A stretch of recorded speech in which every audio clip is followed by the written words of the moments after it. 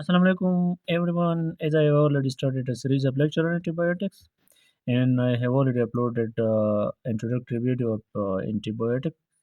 So in this video, I'm going to classify the antibiotics. The antibiotics are classified into three groups. One is on the basis of mechanism of action, the other is on the basis of effect, and the other is on the basis of spectrum.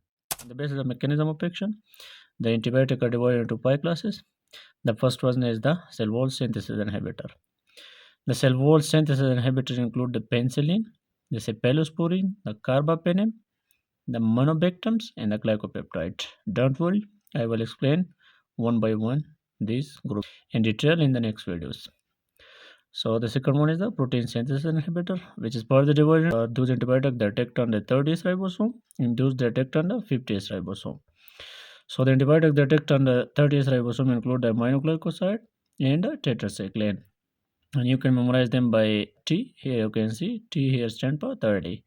While in a aminoglycoside there is A, and the A is first in the English alphabet, so the 30 is first, then the 50. Aminoglycoside and tetracycline act on the 30th ribosome. Those antibiotics that act on the 50th ribosome include the macrolides, the lencosamide, the chloramphenicol, and the oxazolidinones. Third one is the nucleic acid inhibitors, which include the fluoroquinolones, the rapamycin, and the nitramidazole.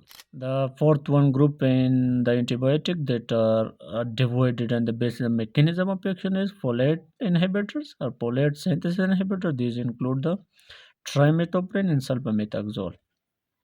While the last one is the cell membrane disruption. Those that directly disrupt the cell membrane include the lipopeptides, which include the diptomycin. And don't worry, I will explain one by one these antibiotics in the next video. So stay connected to my channel. I will upload each of these videos. So the second classification of antibiotic is on the basis of the effect. Some antibiotic may kill the bacteria, which are the bactericidal, and some antibiotic may stop the growth of the bacteria, which are the bacteriostatic. So those that kill the bacteria are the bactericidal, and those that stop the growth of bacteria are the bacteriostatics. So all the beta lactam antibiotics are included in bactericidal, and aminoglycoside and fluoroquinolones are, these three are included in this bactericidal group. Beta lactam antibiotics are the cell wall synthesis inhibitor, which include the penicillin, the cephalosporin, the carbapenem, and the monobactam. These are the beta lactam antibiotics. Now the bacteriostatic antibiotics. The bacteriostatic antibiotic include the tetracycline, the macrolides, and the chloramphenicol.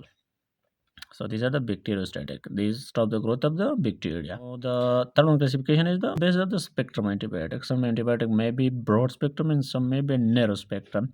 So I will explain each of these antibiotic one by one in the next video. So thanks for watching the video, and don't forget to subscribe, like, and share.